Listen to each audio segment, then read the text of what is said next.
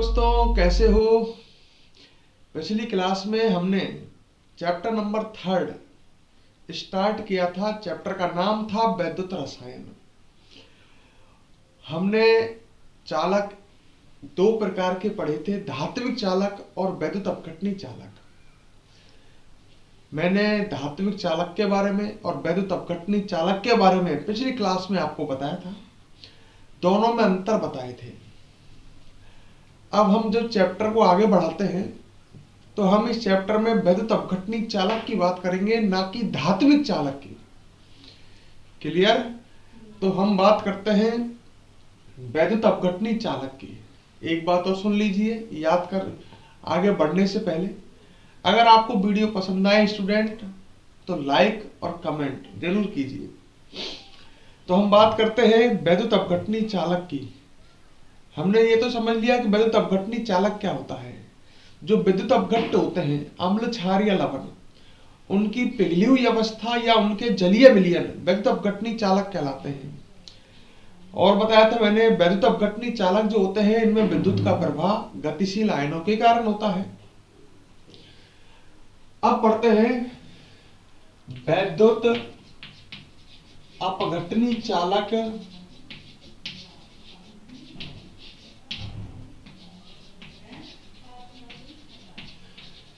के लिए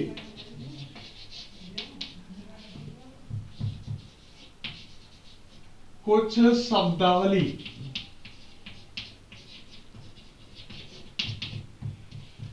तो पढ़ रहे हैं वैद्युत अपघटनी चालक के लिए कुछ शब्दावली। अगली हेडिंग है अपनी, इससे पिछली हेडिंग थी चालक, पिछली हेडिंग थी अपनी इससे पहले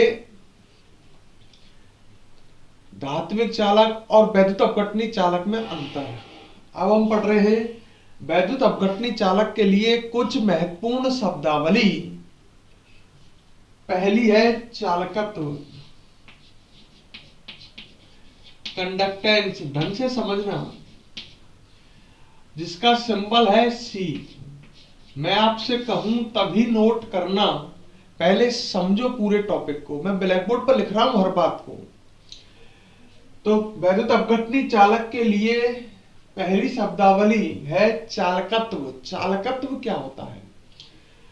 मैंने आपको पहले ही बताया था, जो चालकत्व है वो प्रतिरोध का व्युत्क्रम है। प्रतिरोध, रेजिस्टेंस का व्युत्क्रम। जो वैद्युत अपघटनी चालक है ना, उसका जो प्रतिरोध है उसका व्युत्क्रम, प्रतिरोध का व्युत्क्रम चालकत्व कहलाता है।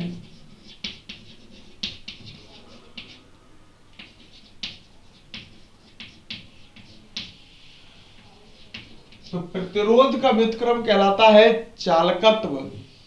कोई समस्या? अच्छा, लिखते हैं चलो। सी, ये चालकत्व हो गया, बराबर क्या आएगा? 1/R आएगा कि नहीं आएगा? R प्रतिरोध। तो प्रतिरोध का उल्टा चालकत्व है, मतलब 1/R क्या कहलाता है? चालकत्व कहलाता है। अच्छा, इसका मात्रक निकालते हैं। प्रतिरोध का मात्रक ओम होता है, तो चालकत्व का मात्रक हो जाएगा ओम इनवर्स। सही है क्या? इसका मात्रक हो जाएगा एक तो ओम इनवर्स। क्यों हो गया? समझ गए ना? प्रतिरोध का मात्रक ओम होता है तो 1/ओम, ओम इनवर्स। या ओम इनवर्स का मतलब क्या होता है? ओम का उल्टा, तो इसका मात्रक हो जाएगा मिहो। ओम का उल्टा मिहो। प्रतिरोध का मात्रक तो ओम, इसका मात्रक ओम इनवर्स। ओम इनवर्स या मिहो, या एक मात्रक और है साइमन,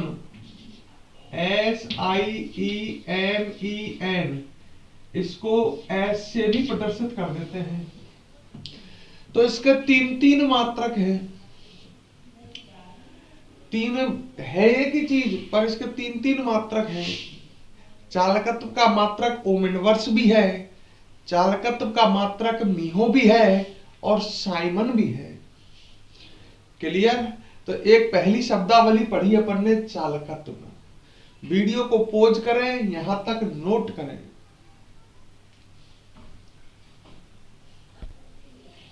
हाँ स्टूडेंट, नोट कर लिया हो आपने? तो अब हम दूसरी शब्दावली पढ़ते हैं, और दूसरी शब्दावली है नंबर 2, चालकता, जिसका सिंबल देते हैं चलो के।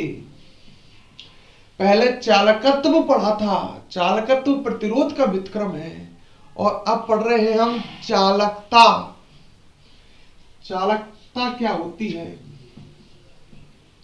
ठीक है, तो चालकता को समझने से पहले एक बात सुनिए, चालकता को बाद में पढ़ते हैं,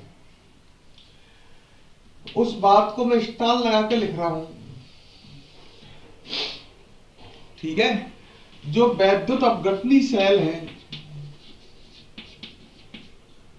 वैद्युत अपघटनी सेल, वैद्युत अपघटनी सेल जानते हो क्या? जब मैंने चैप्टर स्टार्ट किया था तो उस समय कहा था मैंने, सेल दो प्रकार के होते हैं, एक होते हैं वैद्युत रासायनिक सेल और एक होते हैं वैद्युत अपघटनी सेल। वैद्युत अपघटनी सेल वो होते हैं जो वैद्युत ऊर्जा को परिवर्तित करते हैं रासायनिक ऊर्जा में। विद्युत ऊर्जा को रासायनिक ऊर्जा में जो सेल बदलते हैं वो वैद्युत अपघटनी सेल है, और रासायनिक ऊर्जा को विद्युत ऊर्जा में बदलने वाले सेल है वैद्युत रासायनिक सेल। तो वैद्युत अपघटनी सेल जो होते हैं में वैद्युत अपघटनी चालक, वैद्युत अपघटनी चालक भी आप जानते हो, वैद्युत अपघटनी चालक, इसमें कोष्टक में लिखता हूं वैद्युत अपघट्ट का जलीय विलयन। वैद्युत अपघटनी चालक दो तरह का है ना, वैद्युत अपघट्ट की पिघली हुई अवस्था और वैद्युत अपघट्ट का जलीय विलयन। तो कौन से वैद्युत अपघटनी चालक की बात कर रहा हूं? वैद्युत अपघट्ट का जलीय विलयन।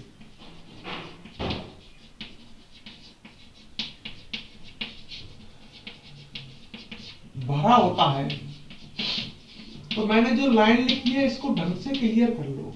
जो वैद्युत अपघटनी सेल होता है उसके अंदर वैद्युत अपघटनी चालक, और कौन सा वैद्युत अपघटनी चालक? वैद्युत अपघट्ट का जलीय विलयन भरा होता है। जैसे मान लो ये एक वैद्युत अपघटनी सेल है। कौन सा सेल है? वैद्युत अपघटनी सेल है। तो इसके अंदर जो होगा वो भरा हुआ, ये भरा होगा वैद्युत अपघटनी चालक, और वैद्युत अपघटनी चालक भी कौन सा भरा होगा? वैद्युत अपघट्ट का जलीय विलयन, ना कि वैद्युत अपघट्ट की पिघली हुई अवस्था। क्लियर है मेरी बात? ये भरा हुआ। अच्छा, तो ये बात तो हमारे क्लियर हो गई भाई। हमें ये याद रखनी है कि वैद्युत अपघटनी सेल में क्या भरा होता है। वैद्युत अपघटनी चालक, वैद्युत अपघट्ट की पिघली हुई अवस्था, वैद्युत अपघट्ट का जलीय विलयन भरा होता है। अब चालकता की बात कहां से आई? चालकता क्या होती है? देखो, ये जो वैद्युत अपघटनी सेल है, ये वैद्युत अपघटनी सेल ही है ना, इसको हटा देता हूं। ये वैद्युत अपघटनी सेल है, इसमें इलेक्ट्रॉनों के बीच की दूरी, ये इलेक्ट्रोड लगे हुए हैं, एक इलेक्ट्रोड ये लग रहा, इसको मान लेते हैं प्लस इलेक्ट्रोड और इसको माइनस इलेक्ट्रोड, क्योंकि ये इलेक्ट्रोड बैटरी से कनेक्ट होंगे। जो बैटरी के प्लस सिरे से कनेक्ट होगा वो प्लस इलेक्ट्रोड, और जो माइनस सिरे से कनेक्ट होगा वो माइनस इलेक्ट्रोड। तो इलेक्ट्रोड मतलब छड़, एक तरह से इलेक्ट्रोडों के बीच की दूरी जो है, इसमें इलेक्ट्रोडों के बीच की दूरी मान लेते हैं हम L सेंटीमीटर। ठीक है, L जो किसमें है? सेंटीमीटर में। और इलेक्ट्रोडों के डूबे हुए भाग का क्षेत्रफल, समझ रहे हो? डूबे हुए भाग का क्षेत्रफल मतलब इलेक्ट्रोडों का वह भाग जो बिलियन के संपर्क में है उस भाग का क्षेत्रफल। दोनों में से कोई सा भी इलेक्ट्रोड ले सकते हो। इलेक्ट्रॉनों के डूबे हुए भाग का क्षेत्रफल मतलब उस भाग का क्षेत्रफल, जैसे ये इलेक्ट्रोड है और ये भाग बिलियन के संपर्क में है, तो इस भाग का क्षेत्रफल, इलेक्ट्रॉनों के डूबे हुए भाग का क्षेत्रफल है मान लो A सेंटीमीटर स्क्वायर। ये एक वैद्युत अपघटनी सेल है, इलेक्ट्रोडों के बीच की दूरी L सेंटीमीटर है और इलेक्ट्रोडों के कोई सी भी इलेक्ट्रोड ले लो, एक इलेक्ट्रोड, इलेक्ट्रोडों का वह भाग जो बिलियन के संपर्क में है उसका क्षेत्रफल A, मतलब इलेक्ट्रोडों के डूबे हुए भाग का क्षेत्रफल A है। ठीक है, अच्छा यहां तक क्लियर है ना? अरे यहां तक क्लियर है? अच्छा, अब मेरी बात को आगे सुनना। जो ये वैद्युत अपघटनी चालक है, ये जो बिलियन है, वैद्युत अपघटनी सेल में उपस्थित वैद्युत अपघटनी चालक, वैद्युत अपघटनी चालक का प्रतिरोध जो होता है, ढंग से क्लियर कर लेना। ये वैद्युत अपघटनी सेल है, इसके अंदर ये वैद्युत अपघटनी चालक भरा हुआ है, इसका प्रतिरोध जो है वो इलेक्ट्रोडों के बीच की दूरी के समानुपाती होगा। मतलब इलेक्ट्रॉनों के बीच की दूरी जैसे ज्यादा होगी, मान लो बढ़ती है, इलेक्ट्रॉनों के बीच की दूरी को हम बढ़ाते हैं तो इस बिलियन का, इस वैद्युत अपघटनी चालक का प्रतिरोध बढ़ेगा। और R जो है ये प्रतिरोध इलेक्ट्रॉनों के डूबे हुए भाग के क्षेत्रफल के व्युत्क्रमानुपाती है। इलेक्ट्रॉनों के डूबे हुए भाग के क्षेत्रफल के व्युत्क्रमानुपाती है। ये क्षेत्रफल जितना ज्यादा होगा प्रतिरोध उतना कम होगा, प्रतिरोध उतना कम होगा। समझ गए? मतलब प्रतिरोध का है, प्रतिरोध क्या है यहां पर? आयनों के लिए जो बाधा है, आयनों की गति में जो बाधा है वो प्रतिरोध है।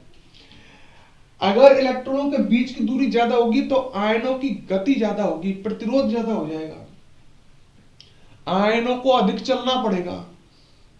तो लंबाई ज्यादा, इलेक्ट्रॉनों के बीच की दूरी ज्यादा, तो प्रतिरोध ज्यादा होगा, बाधा ज्यादा होगी। इलेक्ट्रॉनों के डूबे हुए भाग का क्षेत्रफल ज्यादा होगा तो प्रतिरोध कम होगा। तो अपन लिख सकते हैं क्या? वैद्युत, आगे सुनना मेरे एक एक शब्द को, वैद्युत अपघटनी सेल में उपस्थित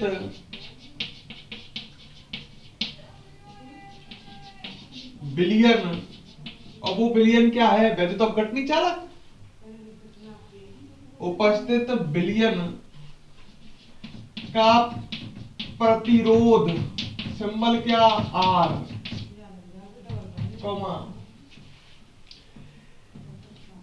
इलेक्ट्रोडों के बीच की दूरी के समानुपाती, इलेक्ट्रोडों के बीच की दूरी का सिंबल क्या था? L, के समानुपाती व इलेक्ट्रोडों के डूबे हुए भाग का क्षेत्रफल, इलेक्ट्रोडों के डूबे हुए, किसमें डूबे हुए? बिलियन में।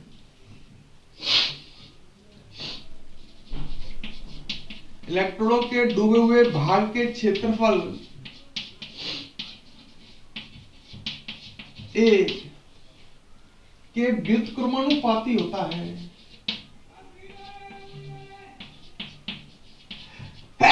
यही बात मैं आपको समझा रहा था अभी।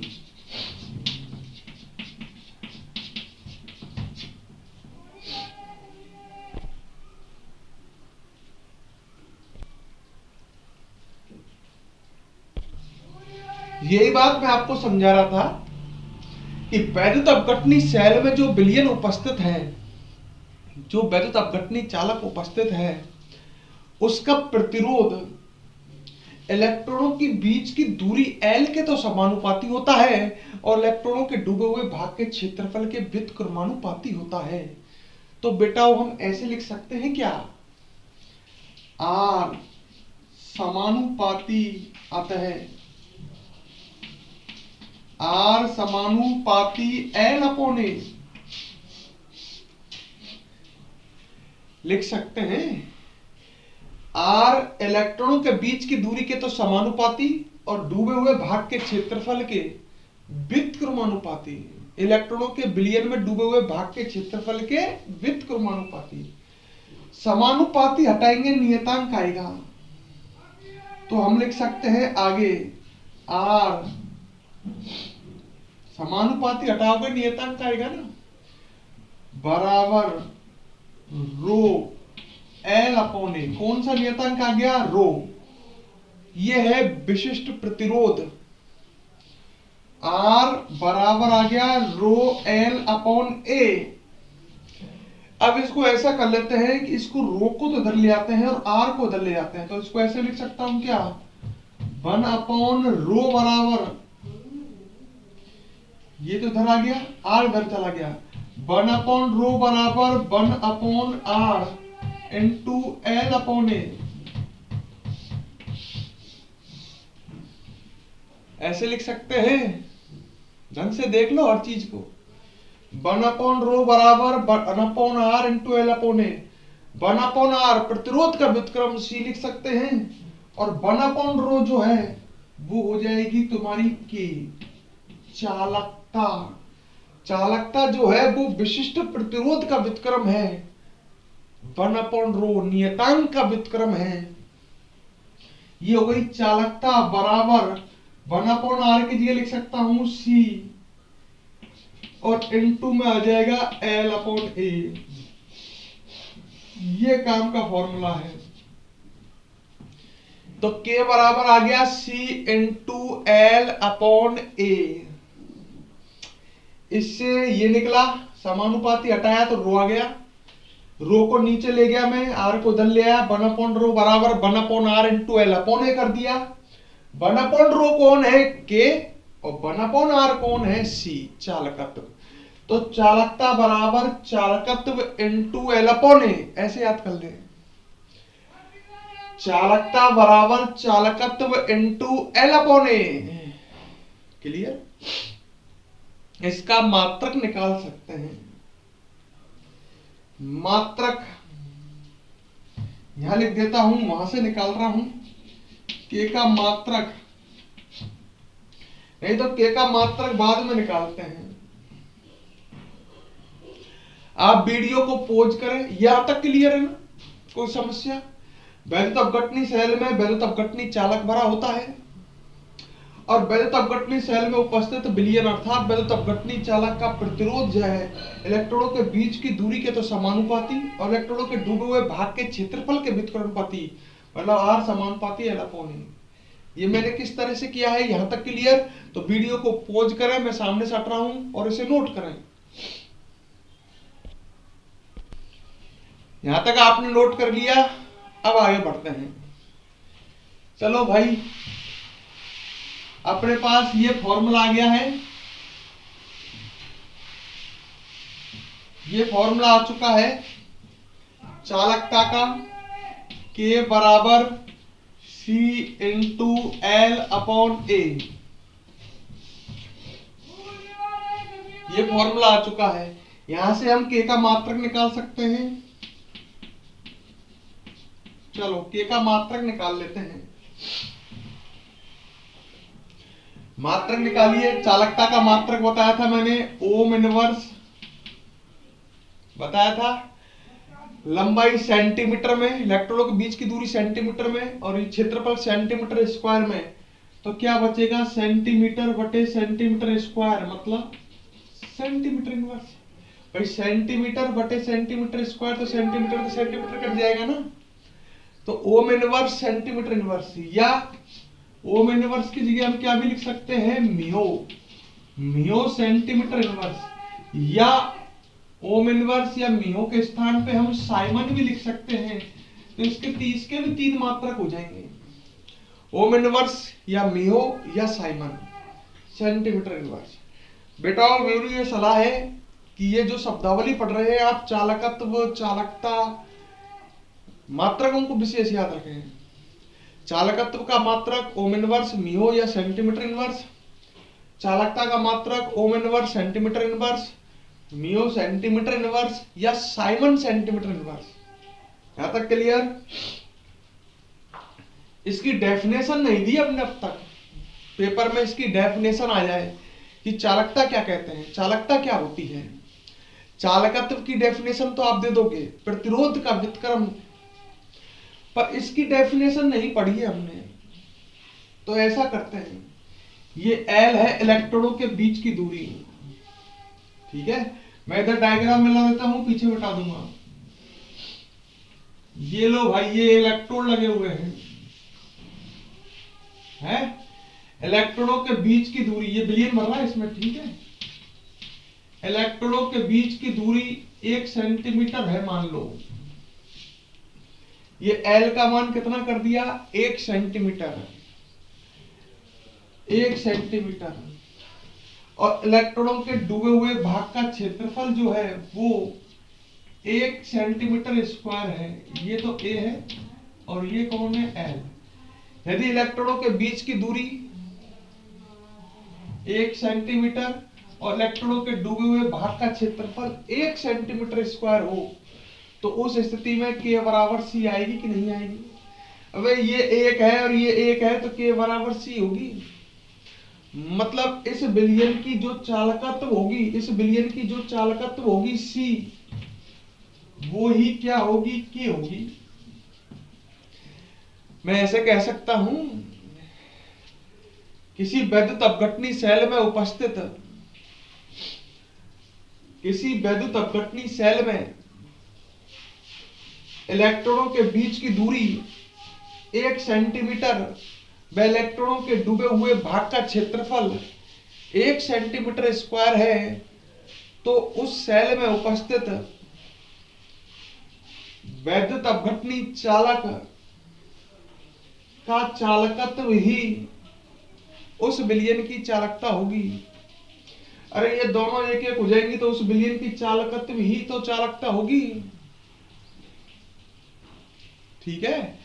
तो अपन इसकी परिभाषा लिख सकते हैं, डेफिनेशन, परिभाषा।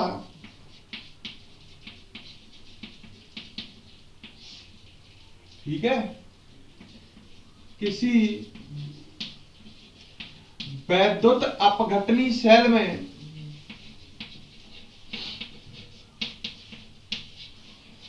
इलेक्ट्रॉनों के बीच की दूरी, इलेक्ट्रॉनों के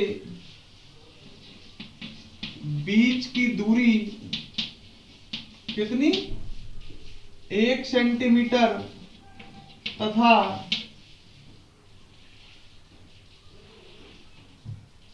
इलेक्ट्रॉनों के डूबे हुए भाग का क्षेत्रफल, डूबे हुए भाग का क्षेत्रफल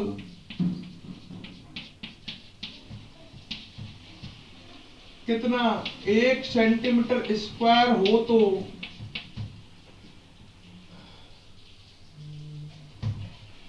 उस सेल में उपस्थित बिलियन का चालकत्व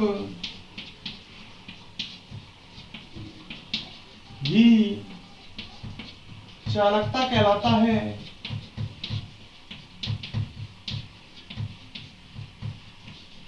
भाई क्लियर कर लो, यदि इलेक्ट्रॉनों के बीच की दूरी 1 सेंटीमीटर और इलेक्ट्रॉनों के डूबे हुए भाग का क्षेत्रफल 1 सेंटीमीटर स्क्वायर है, तो उस सेल में उपस्थित बिलियन का चालकत्व ही क्या कहलाता है? चालकता कहलाता है। हमको ये परिभाषा देनी है चालकता की। अच्छा एक बात और बता मुझे, बुद्धिमानी से बताना, यदि इलेक्ट्रॉनों के बीच की दूरी 1 सेंटीमीटर है, इलेक्ट्रॉनों के डूबे हुए भाग का क्षेत्रफल 1 सेंटीमीटर स्क्वायर है। तो इसमें ये विलयन जो ये भरा हुआ है वैद्युत अपघटनी चालक, इसका आयतन कितना होगा? लड़के ने कहा इसका आयतन भी 1 होगा। इस विलयन का आयतन 1 सेंटीमीटर की होगा, क्योंकि आयतन जो होता है वो क्षेत्रफल A इंटू एल होगा। क्षेत्रफल और इस लंबाई का गुणनफल, इलेक्ट्रॉनों के बीच की दूरी और इलेक्ट्रॉनों के डूबे हुए भाग के क्षेत्रफल गुणा कर दे तो इस जगह का आयतन आ जाएगा। मतलब इसमें भरे हुए विलयन का आयतन आ जाएगा जो 1 सेंटीमीटर क्यूब होगा। 1 सेंटीमीटर क्यूब कह लो या 1 ml कह लो, क्योंकि दोनों बराबर होते हैं। भाई सीधी सी बात है, किसी वैद्युत अपघटनी सेल में यदि इलेक्ट्रॉनों के बीच की दूरी 1 सेंटीमीटर है और इलेक्ट्रॉनों के डूबे हुए भाग का क्षेत्रफल 1 सेंटीमीटर स्क्वायर है, तो उसमें उपस्थित विलयन का आयतन 1 सेंटीमीटर क्यूब या 1 ml है। तो अपन ऐसे आगे ही बढ़ा सकते हैं, अर्थात उस सेल में उपस्थित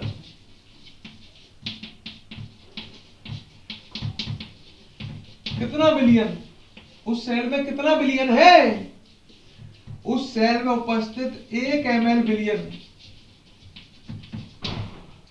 इलेक्ट्रॉनों के बीच की दूरी 1 सेंटीमीटर है, इलेक्ट्रॉनों के डूबे भाग का क्षेत्रफल 1 सेंटीमीटर स्क्वायर है, तो उस सेल में उपस्थित 1 ml विलयन का चालकत्व, चालकता कहलाता है।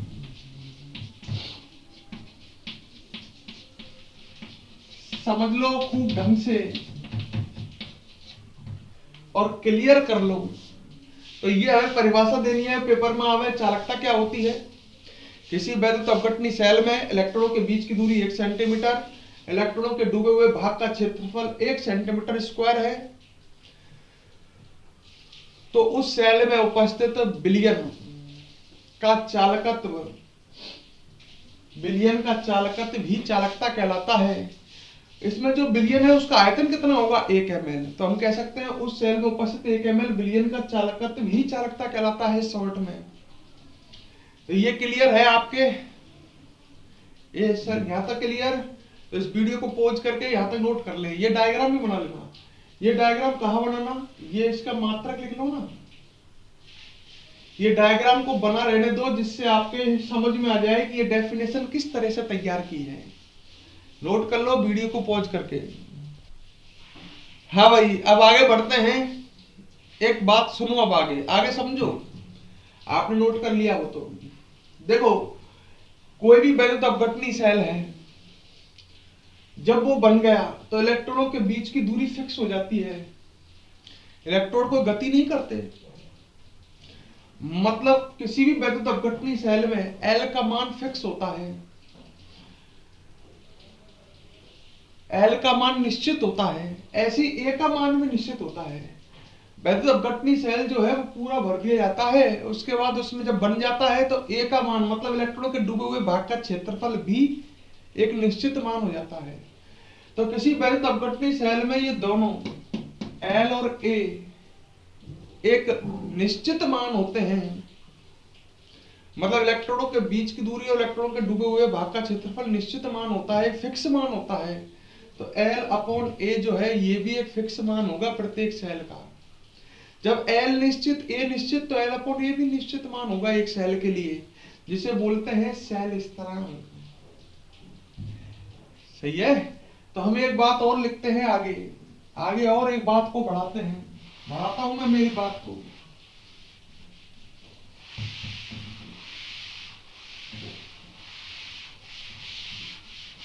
मेरी बात को मैंने आगे बढ़ाया स्टार लगा करके।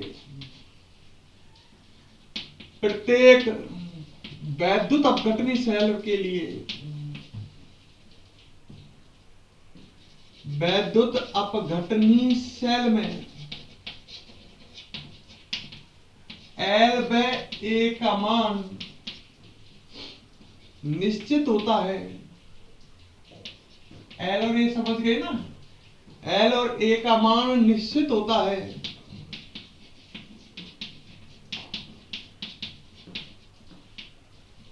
अतः L अपॉन A को सेल स्थिरांक कहते हैं। सेल स्थिरांक मतलब ये सेल का एक निश्चित मान है, सेल स्थिरांक कहते हैं। क्लियर? तो ऐसे याद रखो ना, आपके पास क्या फॉर्मूला है, अभी पढ़ा था आपने, K बराबर C into L upon A। K क्या है? चालकता है। C क्या है? चालकत्व है। और L अपॉन A क्या है? सेल स्थिरांक है। तो फॉर्मूला ऐसे याद रखो ना, चालकता बराबर चालकत्व इंटू सेल स्थिरांक। तो अब तक दो फॉर्मूले याद रखने हैं। पहला तो चालकत्व का 1/r और दूसरा चालकता का। चालकता बराबर होती है चालकत्व इंटू सेल स्थिरांक। सेल स्थिरांक क्या होता है? L upon A। क्लियर? इसके बाद हम आगे अब नई शब्दावली की ओर बढ़ते हैं। उससे पहले इसे आप नोट कर लीजिए वीडियो को पॉज करके। हाँ, अब हम आगे बढ़ते हैं। अगली शब्दावली, तीसरी शब्दावली।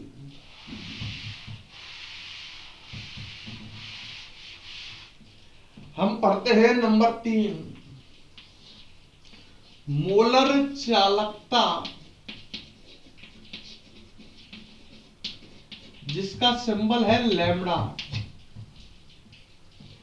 पहले हमने चालकत्व पढ़ा, फिर चालकता पढ़ा, और अब पढ़ रहे हैं मोलर चालकता, जिसका सिंबल है लैम्डा।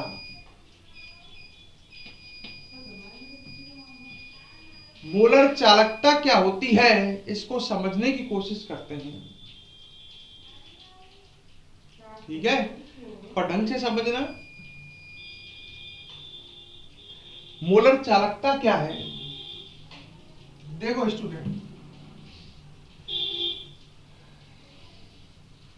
यदि किसी विलयन में, मैं डायरेक्ट डेफिनेशन से स्टार्ट करता हूं फिर समझाता हूं।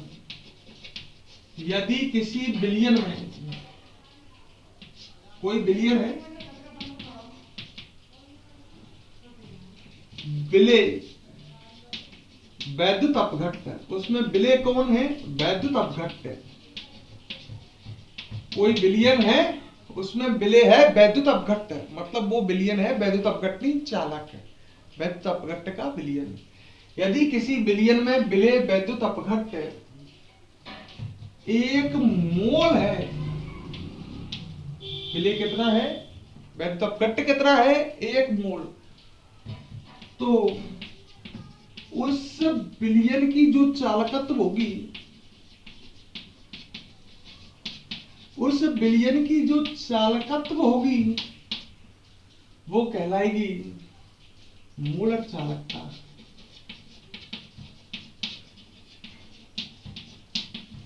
परिभाषा तो सरल सी है, मतलब कोई विलयन है तुम्हारे पास वैद्युत अपघट्ट का, जिसमें वैद्युत अपघट्ट कितना है? 1 मोल। तो उस विलयन की जो चालकत्व है वो मोलर चालकता कहलाती है। क्लियर कर लो, किसी विलयन में उपस्थित वैद्युत अपघट्ट 1 मोल है, तो उस विलयन का चालकत्व कहलाता है मोलर चालकता। देखो और भी समझाता हूं, इसको ढंग से क्लियर कर लेना। पहले आपने पढ़ा है, चूंकि ढंग से क्लियर करना, 1 ml विलयन, विलयन कितना है? 1 ml। 1 ml विलयन की चालकत्व बराबर चालकता होती है। पढ़ा कि नहीं? थोड़ी देर पहले चालकता की परिभाषा दे रहे थे, और हम भी तो कह रहे थे 1 ml विलयन का चालकत्व ही क्या कहलाता है? चालकता। कोई दिक्कत है क्या? जब 1 ml विलयन का चालकत्व K है, चालकता है, तो बेटा VML विलयन का कितना आएगा? VML विलयन की चालकत्व का मान K into VML आ जाएगा। मान लो बिलियन बीएमएल है आपके। जब 1 ml बिलियन का चालकत्व के है तो बिलियन अगर मान लो बीएमएल है, कितना ml है, बीएमएल, तो उसका चालकत्व कितना हो जाएगा, उसका चालकत्व k इंटू बीएमएल। जैसे 1 ml का बिलियन का चालकत्व k है तो 5 ml का कितना होगा, k इंटू 5। तो बीएमएल का कितना होगा, k इंटू बीएमएल। अच्छा, ये बीएमएल क्या है, बिलियन का आयतन है, एमएल में बी वॉल्यूम आयतन। अच्छा, अगर इस आयतन में, इस बिलियन में 1 मोल, यदि 1 मोल वैद्युत अपघट्य है, कितना वैद्युत अपघट्य है, 1, इस बीएमएल बिलियन में, मतलब बीएमएल जो बिलियन है इसमें 1 मोल वैद्युत अपघट्य है, परिभाषा कह रही है, तो उसका चालकत्व क्या बन जाएगा, मोलर चालकता बन जाएगा। यदि किसी बिलियन में बिले वैद्युत अपघट्य 1 मोल है, कोई बिलियन है बीएमएल, उसमें विद्युत अपघट्य 1 मोल है, तो उस बिलियन का चालकत्व क्या बन जाएगा, लैम्बडा बन जाएगा, मोलर चालकता बन जाएगी। तो हम लिख सकते हैं लैम्बडा बराबर क्या आ गया हमारे पास, लैम्बडा बराबर आ गया formula k into B M L. ये काम का फॉर्मूला नहीं है, फॉर्मूला भी तैयार होगा।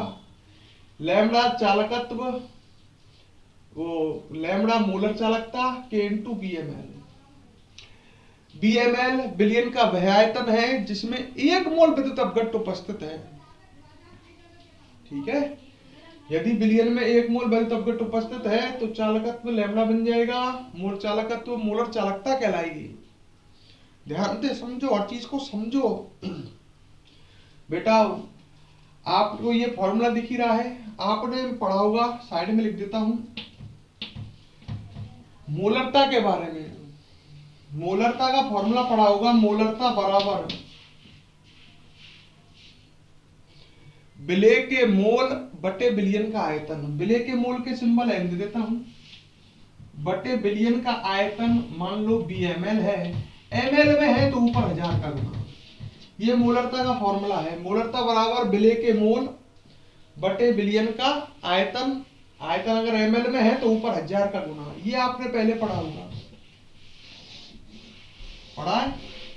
अच्छा, एक बात बताओ, यहां n का मान कितना है, 1। n क्या है, विलेय के मोल, यहां विलेय के मोल 1 है। तो जब n का मान 1 है, बड़े ध्यान से सुनना, n का मान 1 है, n बराबर 1 है, ये ऊपर का है, n बराबर 1 है, नीचे लिख देता हूं भले ही, चूंकि n बराबर 1 है,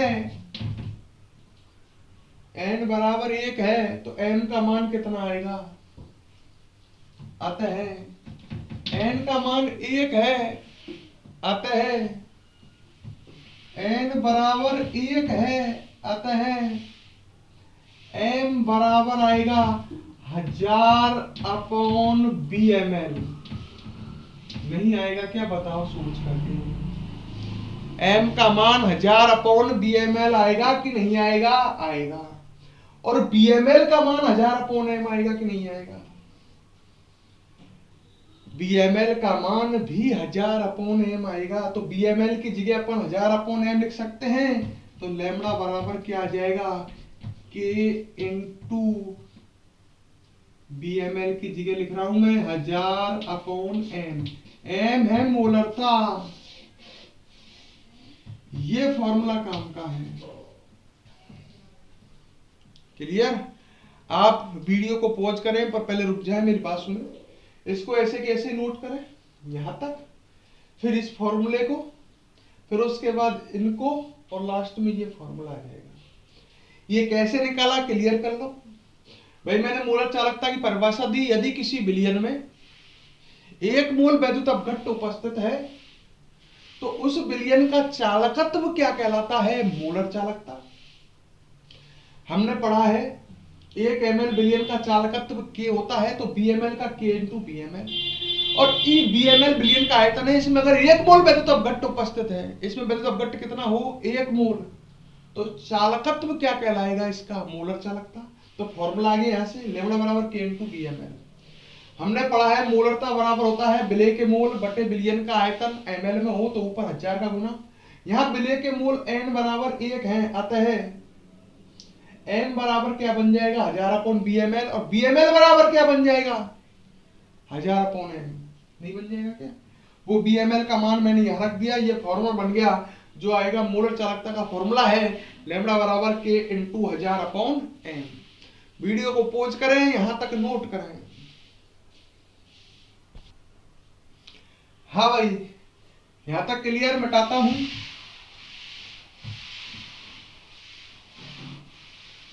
तो ये अपने पास फॉर्मूला आ चुका है लैम्डा बराबर K इंटू 1000 अपॉन m।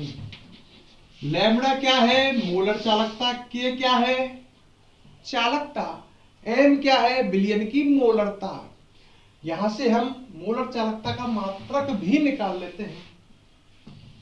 किसका मात्रक, मोलर चालकता का। सबके मात्रक याद है, चालकत्व का मात्रक क्या है ओम इनवर्स मियो या साइमन, चालकता का ohm inverse centimetre inverse, mho centimetre inverse या साइमन सेंटीमीटर इनवर्स। इसका मात्रक निकालते हैं।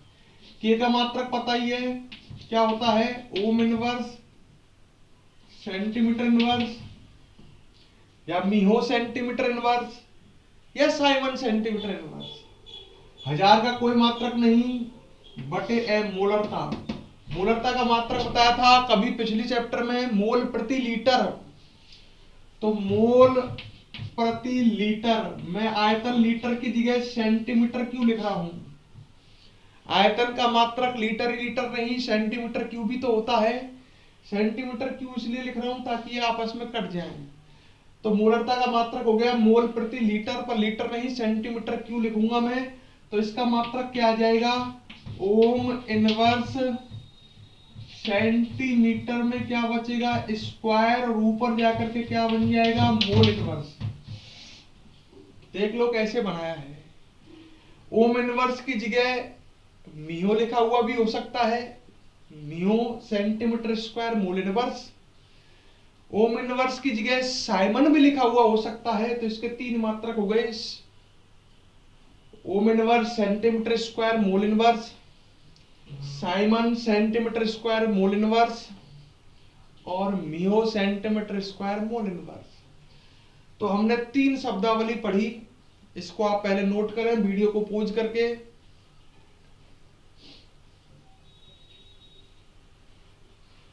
हाँ भाई, अब आगे बढ़ते हैं। हमने 3 शब्दावली पढ़ी, पहली चालकत्व, उसके बाद चालकता, और फिर मोलर चालकता। नेक्स्ट शब्दावली जो आएगी वो पढ़ेंगे हम नंबर 4 तुल्यांकी चालकता।